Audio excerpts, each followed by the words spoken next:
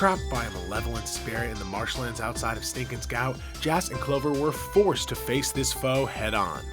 Though it was touch and go for a few rounds, thankfully Jassifer managed to defeat this enemy with a powerful smite, her first ever, channeling the power of fate and fury to banish this specter and reveal herself as some sort of paladin.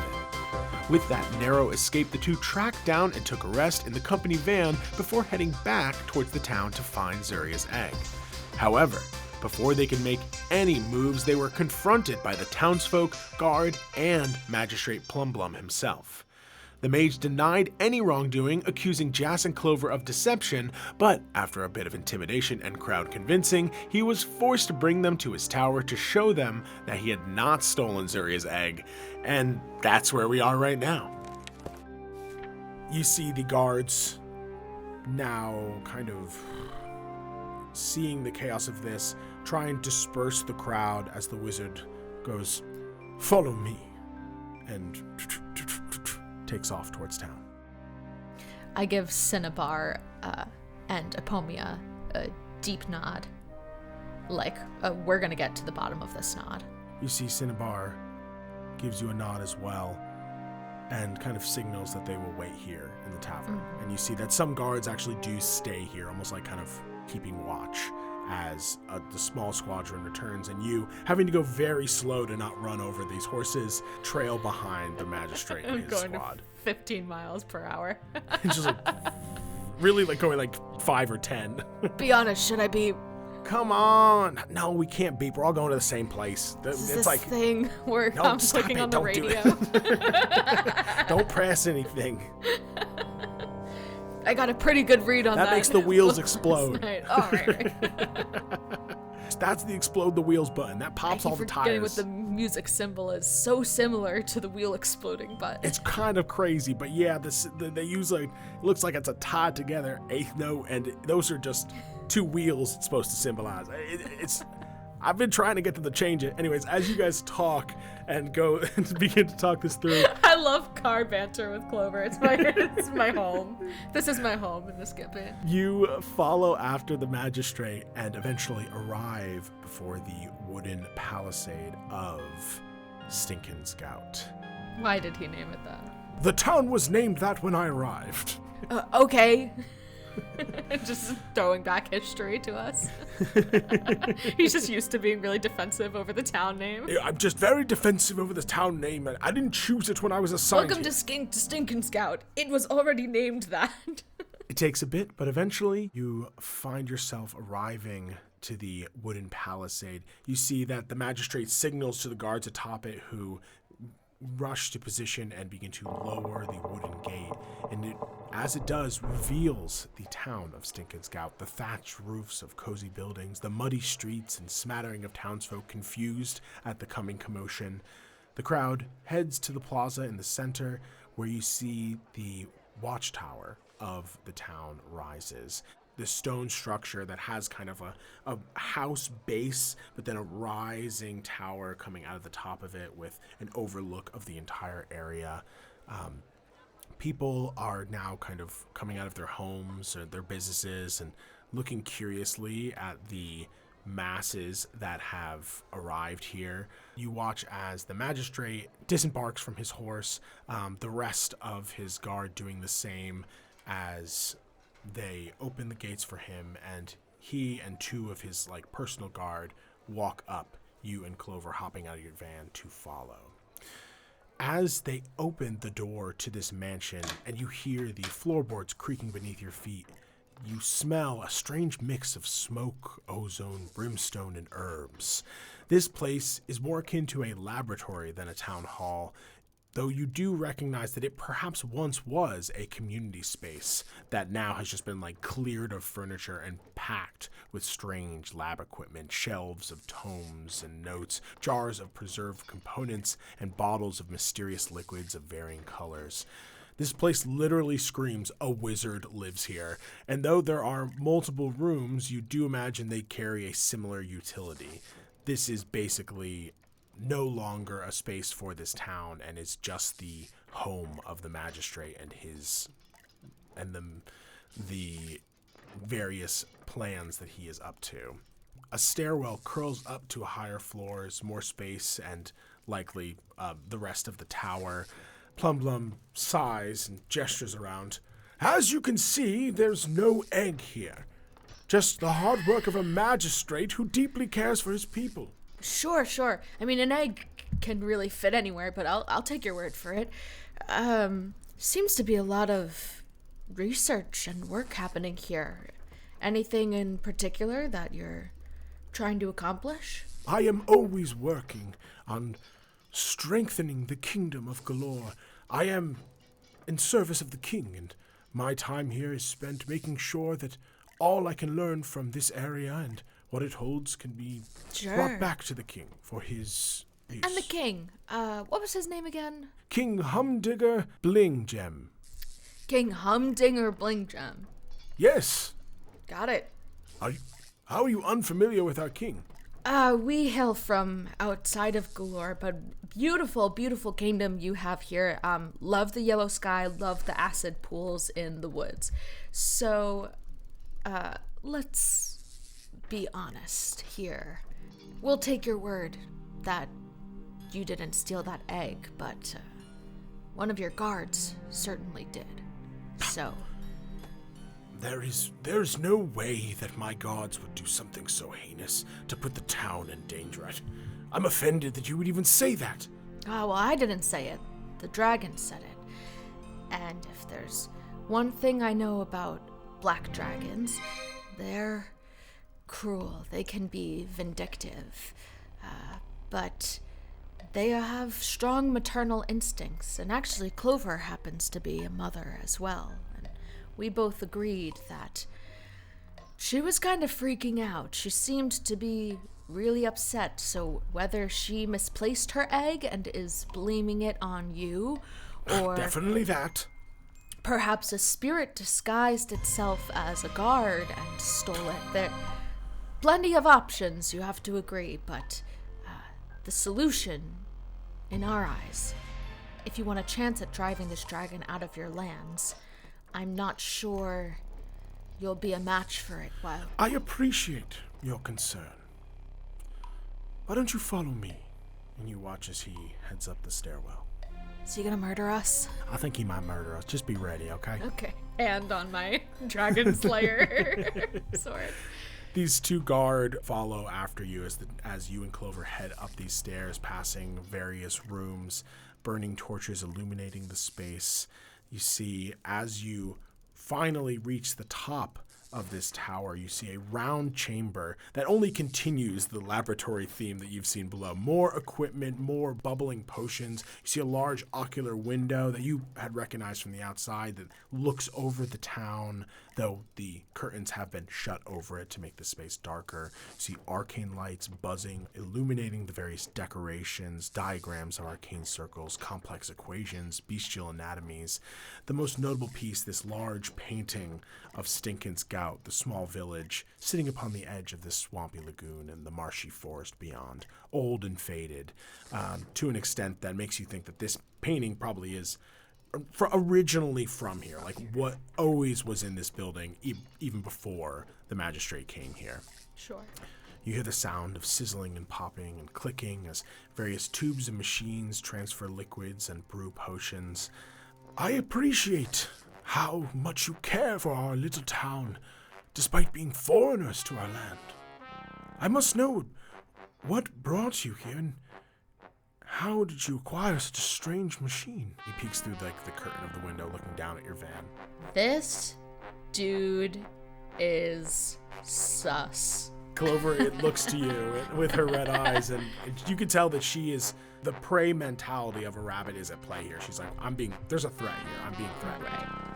I'm gonna kind of lean back in like the chair that I've sat in and kind of say, I could tell you, but you would know we were lying. Don't you agree that a good wizard never reveals all of their trade secrets? I couldn't have said it better myself. You know, dragons are not unfamiliar to the world of Fjall.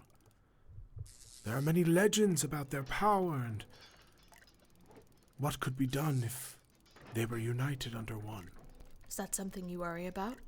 It's something I hope for. You see he turns from the window. Really? The attacks are a setback, but a temporary one. How so? He looks to Clover.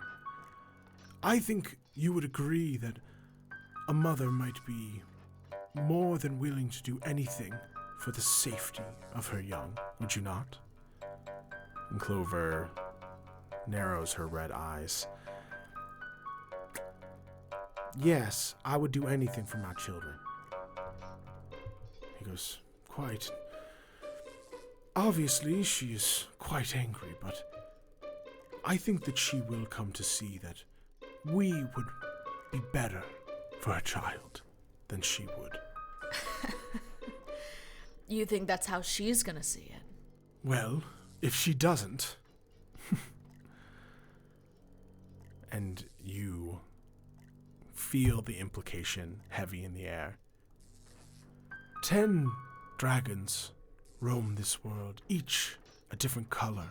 United, the King of Galore could spread the glory of his rule to the corners of this world. And he looks down toward Javan, and perhaps even further. I've heard something like this before. Listen, you might be able to sweet talk a dragon into aligning its vision with yours for a time.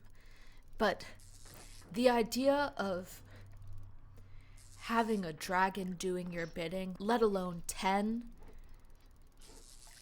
you have to be smarter than that. I was tasked by the king to bring one of the 10 under our control, and I am on the cusp of doing that. I won't let some foreign wizards get in the way.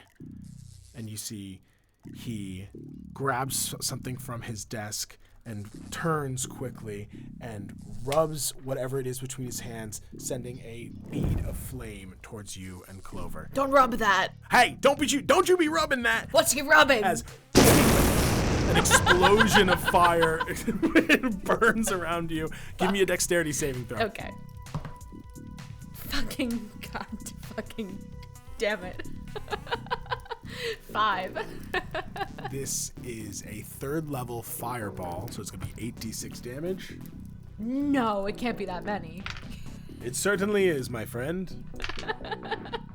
That is going to be 22 damage. The kind that starts with a 20 and ends with a 2? The one that ends with a 2 and starts with a 20. And Clover rolled a natural 1, meaning she is going to take that entirely. No! You see Clover, when the flames clear, you are choking on smoke. Your skin is burned and sizzling. Your armor feels hot on you as you literally are like gasping for breath. You turn, you see that Clover, smoldering, is lying on the ground unconscious. Are we in initiative? Let's roll initiative. Okay.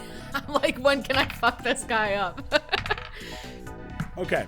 The good news is that Clover rolled really low, meaning that she is at the end of initiative. So you have essentially a full round between her and any death save that she has to do. She doesn't start the turn with one, so you get to act first. And you actually do also probably beat out Plum Plum, who rolled just 1 above her with a 6. I rolled an 8, so okay. I narrowly win. We are all like thrown back by this explosion, coughing and trying to see each other through the smoke. The guards who were also in the room, I'm going to say they also have to roll a dex save. Yes, they do. This is not a big space. 4 and 18. You watch as one of the guards turn to soot, completely disintegrated by this fireball. That's the one that stole the egg, I could tell. The other is heavily burned, but is only going to take half that damage, so it takes 11 damage. With 11 HP, you watch as both of these guards are incinerated. Plum Plum looms over you, Clover's body slowly like fading from this world in a way. He goes, It's a shame that I will have to tell the townsfolk that their heroes turned on us, that they struck down my god and tried to take my life. It is your turn. As he's monologuing, I say, yeah, sounds good, tell him whatever. And I reach out. I'm going to give Clover 10 hit points from my lay on hands. And then I'm going to take the disengage action and I do like a somersault through his feet, through his cloak. What are you doing? Get out of there. He's trying to like cover his cloak. And just get some distance between me and him so that I'm not like on the ground beneath him as I'm watching to make sure that Clover is standing to her feet as well. A lot of this man's equipment has been shattered and broken. You see smoke rising from flames that are growing. No one will believe you. No one will take your side. You killed 2 guards. The dragon's attacks are only going to get worse and worse, even if you kill me and Clover. What? And my goo. She comes up from unconsciousness. Your goo peering from your armor. They're gonna figure it out eventually. As you say that, he's turned to face you, turned away from Clover, who is now her turn. Using her incredible hopping ability, leaps forward and just is gonna try and like tackle the wizard to give you advantage and to like distract him. Yeah, hold him still. As she does it, she goes, "Now, Jass!" Is gonna give you a bardic, and they'll do opposed athletics checks. Okay, so the wizard rolled a 9. And Clover rolled a 2. So, unfortunately, they're both not very strong. But the wizard just like stumbles There's no out one of the here way. who's really strong. Oh, why am I so weak? We're all just like going back and forth between the desk.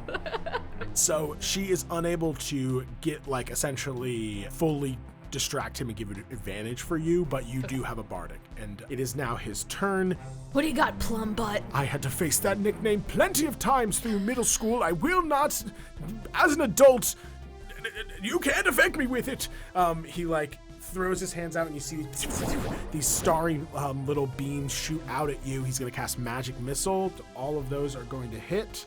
He's gonna send 1 at Clover and 2 at you. Uh-oh. The 1 at Clover deals 5 damage, so she is now at 5 HP. You see like she's just getting up from failing to tackle and just gets like hit in the jaw with one of these beams of force that like sends her spinning, as 2 more shoot out of his other hand towards you and deal... Wow, you are very lucky. Only 4 damage, 2 per beam. I'm down. You're down. I had 3 hit points. Hit one in the stomach and right in your throat. You stumble backwards. The world begins to blur and you fade into unconsciousness. As I see these magic missiles coming towards me and I know with certainty that they're gonna hit me, can I look at Clover and yell to her, "Find the egg!" You are knocked unconscious. The world goes black. And then you awaken. Bonus action, healing word. She goes, "The egg is second to your survival. Come on." How much she heal me for? She's gonna heal you for... She's such a queen. I knew she wouldn't look for the egg. She wouldn't go for the egg. There's no fucking way. 2d4, she gives you 7 HP.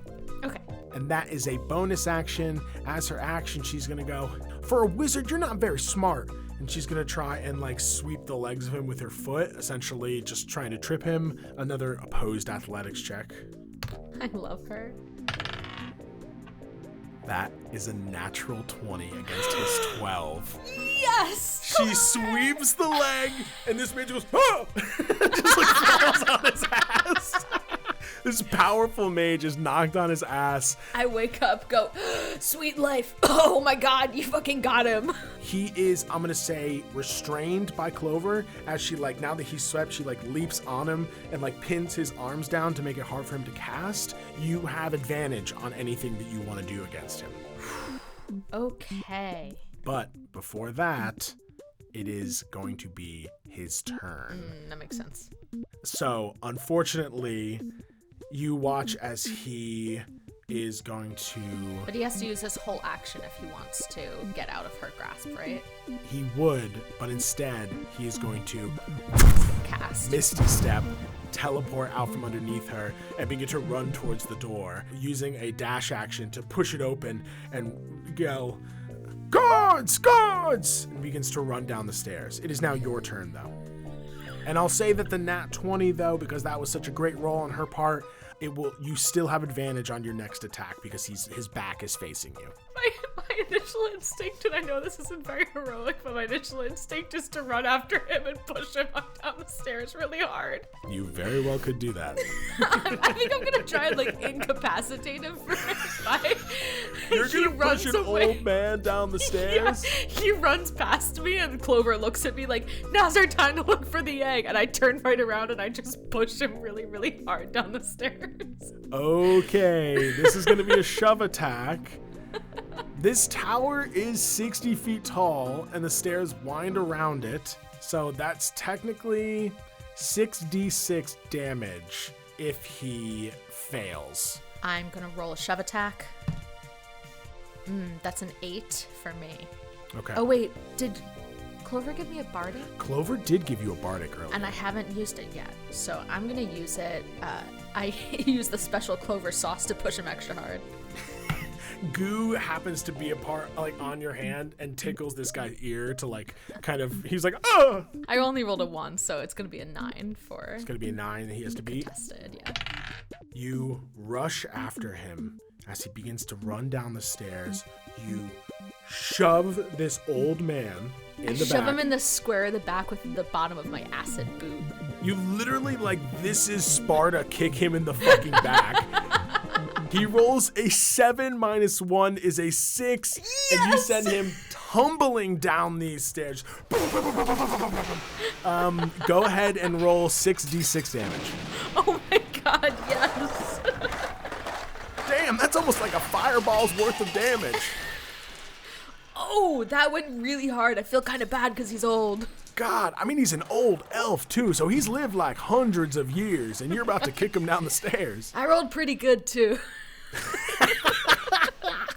21 damage from Sparta kicking his ass down he goes face first and slides on his face down a spiral staircase. He crashes down these stairs. He is far away from you now, so he's 60 feet away.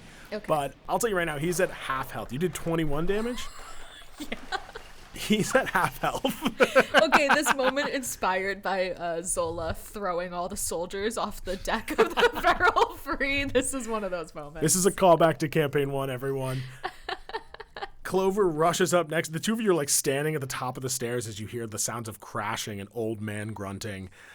All right, well, that was insane. We got to finish this. Let's look for that egg. And as my turn is ending, I point down at this man, crumpled at the bottom of the stairs, and I'm gonna hunter's mark him, because I can do it up to 90 feet away. Yeah, I'll say that, literally, you could have even, as you push him, hunter's mark him, you feel like this string of fate connecting you to Magistrate Emmon Plumbum. I hate this guy.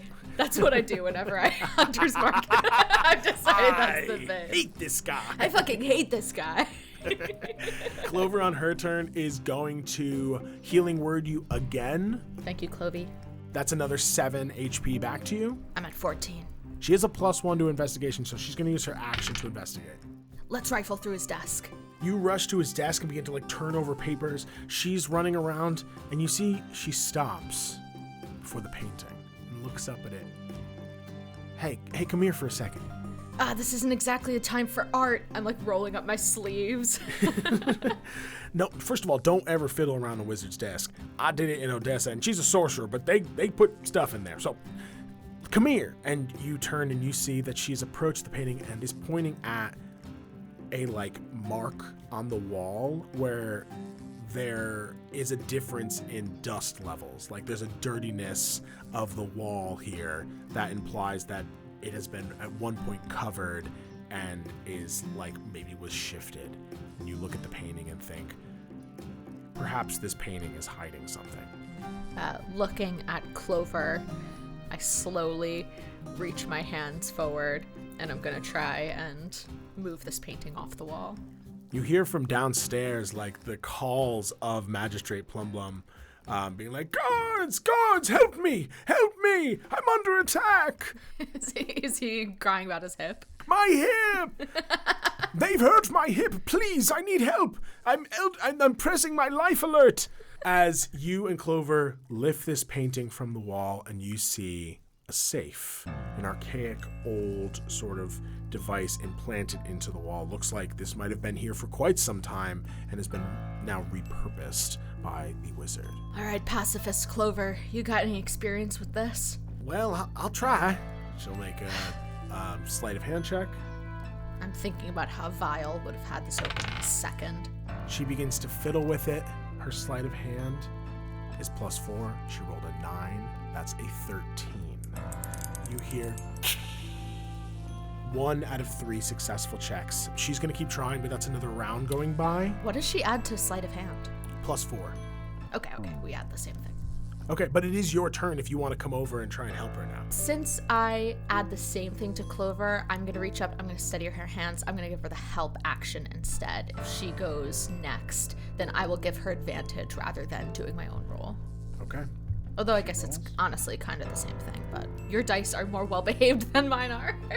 She rolled a natural 20. I kid you fucking Her not. second! Her second There's been natural 3 this session. Okay. You steady her hands, and she looks at you and smiles and nods. Easy now. The second lock. And then the third lock. 2 successes with a nat 20.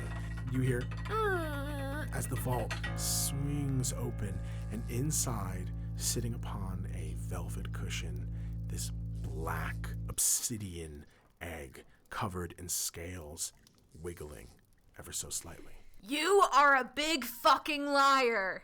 No, I'm not, guards! And the guards burst into the room and see you and Clover, the painting on the ground, the vault open, just pointing at the egg. Give me a persuasion or intimidation check, and I think that given the circumstances, you can roll with advantage. And Clover is going to give you a bardic as well. Woo! I'm doing intimidation. I point at the egg and widen my eyes at them, like, choose a side now. Yes. That's a 23 on my intimidation. The guards freeze. They weren't lying. That's the egg of Zuria.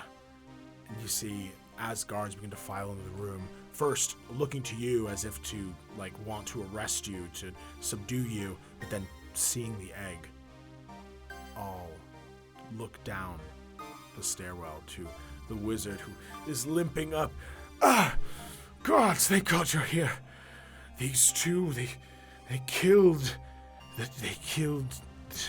2 guards and tried to take my life. This fool thinks that he can control dragons. Not only does he want this one, he wants 9 more. Do you really want to put your town in that danger? They will be under the control of the king. Do you not respect the king of Galore? Are you traitors? And who side with charlatans? I'm gonna reach in and grab the egg and say, not my king, not my problem. What do you do next? I think I'm gonna leave these guards to kind of sort out their own priorities, and if they want to catch up to us, they can. I'm gonna dash with the egg. You look to flee, but you see the guards are blocking your exit, and you see Clover puts a hand on your shoulder, looks at the guards. So we're gonna go. You can deal with this, right? We're all good. And they are like, well, we actually have a few questions for you. And she grabs your hand and then rushes towards the window. And the two of you jump, shatter through the oculus, begin to plummet down 60 feet. You scream, but she grabs your hand and is going to cast Featherfall as you, at the last moment, kind of find a bit of air beneath you that cushions the blow as you land, stumble, and rolling, and doing a combat roll to get back into standing position. I've got my arms caged around the egg, protecting it. I didn't think that would work.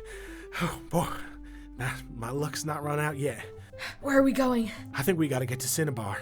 I think so too. The two of you rush around the building where your van is parked. You push through the gates as the guards have now descended the tower and are rushing, be like, stop! We still have questions for you. Gun it, double horse speed.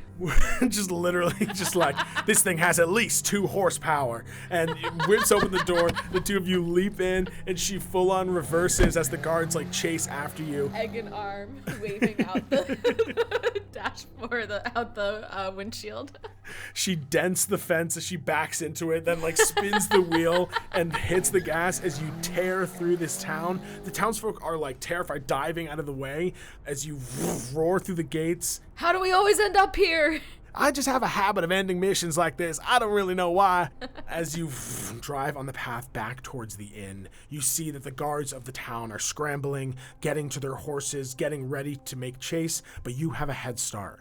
And with your vehicle, you follow that path, passing by the acid-stained fields of Stincan's Gowt, the purple grass waving in the wind as you drive back towards the inn, where you see a number of guards still stationed there. They see you returning and turn confused, but you see Cinnabar, the moment that she clocks you, she waves both of her arms, and you and Clover sliding in the dust. And you hop out of the vehicle clutching this egg, and you see immediately Cinnabar gasps, and Epomia next to her does as well. The guard's going, no, it can't be. It can't be. Wizards, great casters, not so good liars. You see one of the guards approaches you.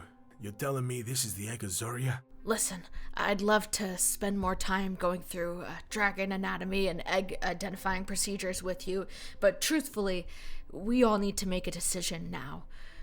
What do you want us to do? Offer Zoria her egg back in exchange for leaving you alone? I'm not sure it'll go over. What else do you guys got?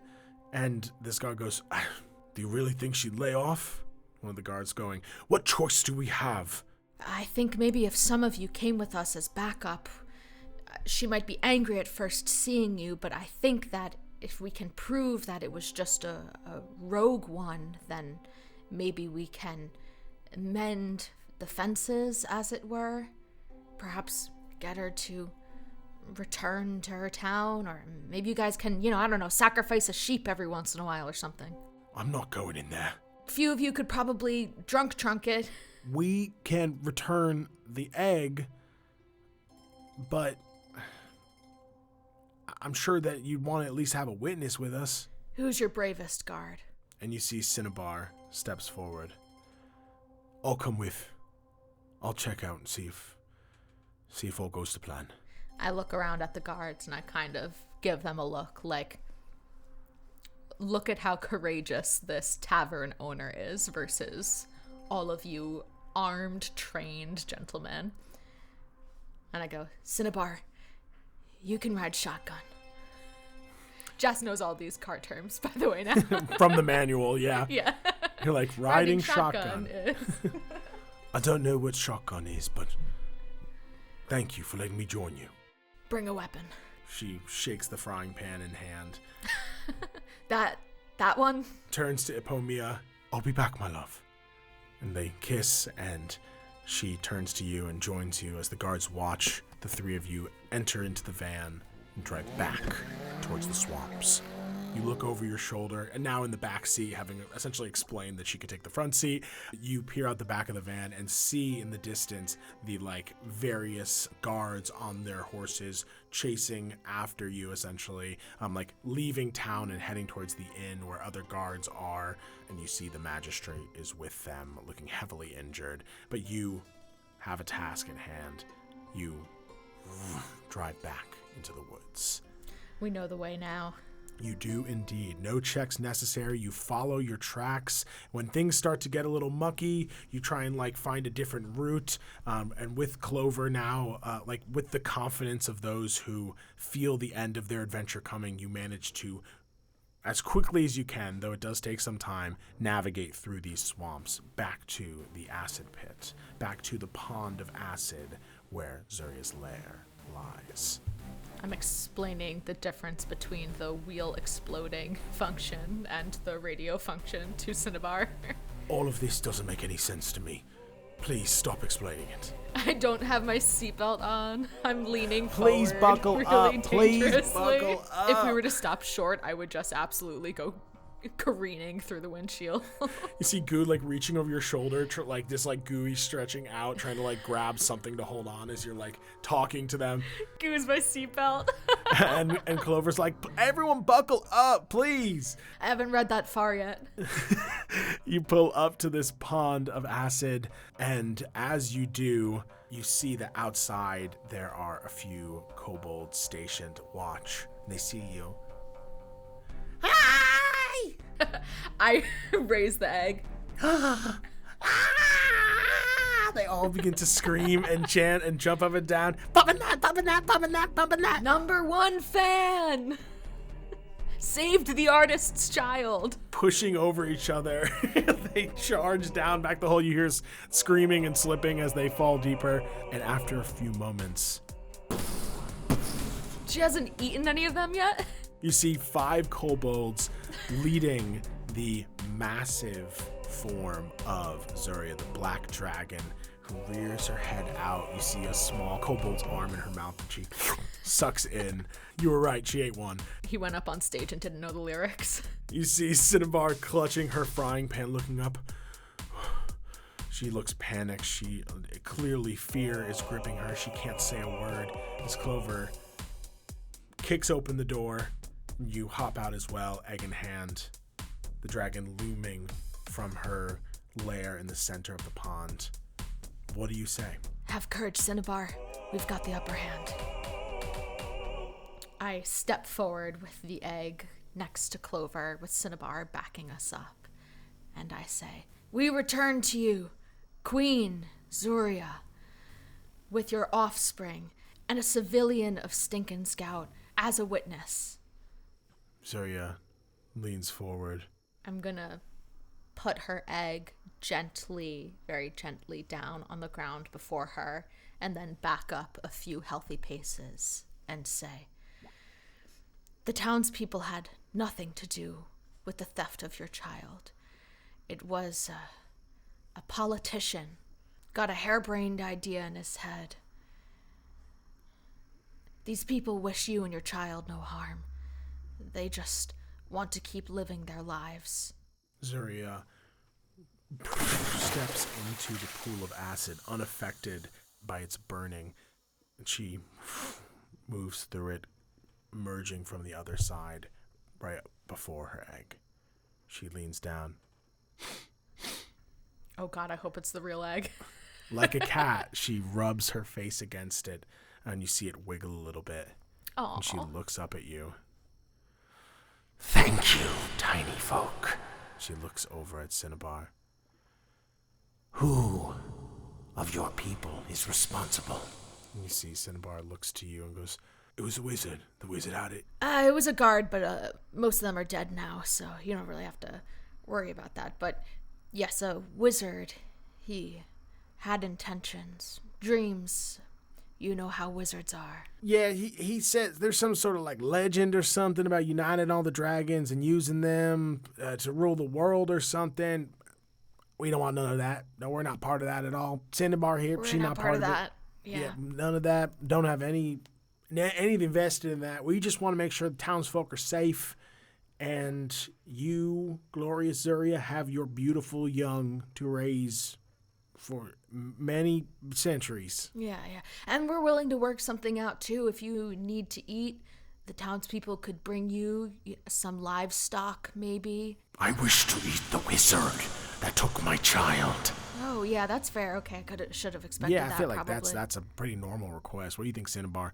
Cinnabar is like still clutching her frying pan, like, right, I think that's fair. The only thing, your acidness. I fear if you destroy this wizard, their king, who goes by the name of Humdinger Blinggem. Terrible name. Pretty bad. I can only imagine that he would likely send another, worse and more powerful, in its place. I wouldn't be surprised if they tried to enact the same plan. It might be better to let this wizard run back with his metaphorical tail between his legs and maybe let them come up with a new plan. The schemes of tiny folk are of no concern of me. She looks to Cinnabar. I will spare your town, but the wizard will die. And one of the kobolds goes, Yes, no man can stand to her. The queen of all acid, of all things burning, and the acid variety. No one can defeat her. The king may send whoever he may send, but there will be no match. You see Zoe just like flicks him into the acid and he goes, ah! And burns away. He's correct, technically. I am not threatened by your king. Zuria clasps her egg in her mouth, raises up, and turns, walking back into the acid to her cave. I look after this dragon for whom moving forward isn't enough. She needs vengeance. And perhaps a braver, better Jassifer would have continued to argue, but instead I just nod. So be it. And I look at Clover and I say, I think our job is done. I think so too. Come on. Cinna, we should get back to town so you can explain how things went down here. Cinnabar nods and the three of you get back in the van, turn off, heading back towards town. See the kobolds in the distance cheering and following after Zuria as she heads back down her tunnel. And you aren't sure whether or not you can trust her, but you know you fulfilled your end of the bargain. And she doesn't have more incentive to lay waste to Stincan's Gowt any more than she already has. Yeah, they should definitely do the sheep or horse thing. Maybe start sacrificing some guards' horses or something. Might be a good idea to do some sort of tribute, I suppose. Just, keep relations kind of easeful. You guys head back through, and only in a matter of time now, you find yourself back traveling on the rough paths out of the forest towards the Swamp Lily Inn. There, you park and get out, and you see the guards there who are asking questions, and Cinnabar explains everything that happened, and as she does, Clover turns to you and goes, "Job well done, and we didn't have to kill anyone." Listen, we'll just invoice them, right? Can we get out of here? Yeah, sure. Let's just, finalize the details of it. And, I'm sure they have the gold on hand. We could just pick it up now. So don't worry, though. I can handle this part. Okay. You, look at Goo, who is, is peering out of your armor, and you just, take a moment here as you watch Clover head over to Cinnabar and go, so that is, I believe, the conclusion of our involvement in this. We really appreciate you hiring Oddjobs where no job is too odd. And if you could just, if you have it now or if you wish for a later pickup, that 381 gold you owe us, we could take it now, if you've got it. And you see Cinnabar looks to the guards, and they look to you and Clover. And Cinnabar goes, "Well, I believe the contract was to kill the dragon, and you didn't really kill the dragon." Clover looks to you and then looks back to them and goes, "Yeah, technically, but we've killed the threat of the dragon. It's she probably won't be as much of a problem for you anymore." I'm kind of brushing some dirt off of the van, checking the tires. This conversation, I think, made Jassifer feel really uncomfortable and kind of dirty about trying to help these people. And I just wave my hand, and without even really looking at them, I say, "The dragon will be dead within a fortnight. Let's be real. Your wizard is going to come here.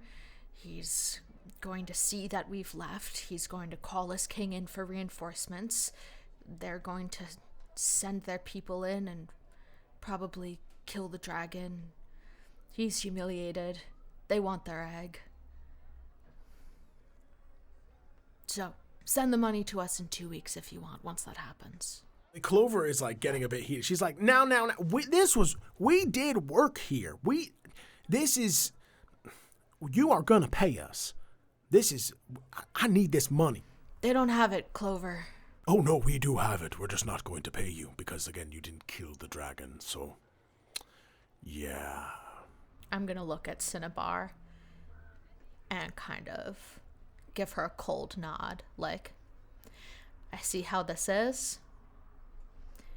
We came here and solved not even a quarter of the problem, to which Jassifer is realizing that this is the problem with this job, is that she's going to go to a lot of towns and slap a lot of band-aids on things.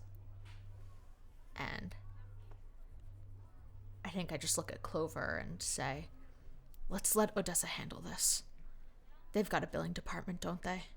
She looks to you and kind of sees this shift in your mood, and she's still like steaming at this, and she like whips back towards Cinnabar and goes, we'll be in touch. Have a blessed day. And storms off. Have the day you deserve. Have a wonderful day, and I hope that you and your lovely, lovely wife live a lovely, lovely life. Goodbye. Yeah, enjoy the safety. I close the door. Clover hops back in, turns the keys, and you hear the vehicle roar to life, the dashboard illuminating with pastel light that she taps a few buttons of and slides a finger across a panel as this whirring noise begins to grow louder and louder. Buckle up, Buttercup. Yeah. I buckle myself in, Goo helping me. You look back at the townsfolk and townsguard. You think of this town, this land, this world, the problems it faces, the stories being told, and for a moment you feel smaller than you've ever felt before. You see that this world has its own issues, has its own problems, and anything you would have done here would have been just a stopgap until the next issue. If this wizard planned on stealing this egg for his king so that he could unite the dragons and use them to take over the world for the kingdom of Galore, that's always going to be their plan. That goes deep into their government. That's not something you could solve by saving one town. And you also understand that this town is looking out for itself. They pooled their finances for this specific job, and by not killing the dragon, you gave them an out. And so with that, they watch you go as you begin to speed up, vibrating, tearing over the terrain. Goo flies off out of your armor and splats against the back windshield. Wind begins to blow through the cracks in the windows, causing your face to ripple as colors glow. Reality begins to blur and stretch, and you disappear from the realm of Fjall in the quaint swamp town of Stincan's Gowt, heading back towards Oddjobs headquarters. And that's where we'll end our arc. Bummer ending. Bummer ending. Lots of laughs. Lots of laughs along the way, but oh boy, how we you took laughed. the L. And then kind of failed. You know, I had a couple of endings written out here. I'm excited to talk about them on the afterlife. So Me too. I've got to say thank you so much for listening. Thank you especially to our Eldritch patrons who are going to get to listen to those different endings that could have happened. We love you so much. And if you want to be an Eldritch patron, go to patreon.com/trynottodiepod. Even just subscribing at the $5 tier, you're going to get access to a ton of content, including the afterlife, where we're going to discuss this arc, what happened, the bits, the brat. Our vodcasts, which the video version is always very fun because you can see our reaction and our pantomimes and us kind of playing out the scenes, but also you can see the tiny feral kitten that is living in the studio right now, who is over my shoulder right now. I'm pointing at her. And if you're literally on the podcast, could you can see this pointing. Yeah, like go and subscribe even just for 1 month. $5, Just go see the kitten. €5, just to see the kitten. And then if you subscribe for 10, you get access to literally like hundreds of hours of bonus content. Like not just the afterlife. 5 years of monthly bonus episodes. Years, All including kinds. the soon to be released / already released, but November content surge, where we're discussing the movie Krull and My favorite movie. the best movie, and probably at this point the holiday episode of this year. So Which is Oddjobs themed. Oddjobs theme, but you already know that because you're listening from the future and are probably already a patron. But anyways, yeah. So thank you so much for listening. Any last minute plugs, Lise? Yes, please follow Noah on Twitch, Noah the Infuriator. Please follow us on TikTok. We are at 102 followers on TikTok. I would love if all of you who listen to the show would go and follow us on TikTok. We're just posting clips from the show right now. It really helps us to find new listeners and new people to get into the show. That's where the nerds are. Follow us there. Follow me too, Lise versus Life. I'm doing Wicked karaoke and other such things over there. So Oh, I forgot you made a big brand switch. You're doing exclusively Wicked content now. I posted some Wicked karaoke yesterday, so this is so cool. go like it. Which is far in the past, which means you probably have all seen it now. So Scroll back. Scroll back and repost. And also thank you so much, obviously, to our network, Lore Party Media. They are wonderful. They support us in many ways. We love you, Lore Party. Thank you. And thank you, patrons. And thank you, listener, for listening. Until next time, try not to die.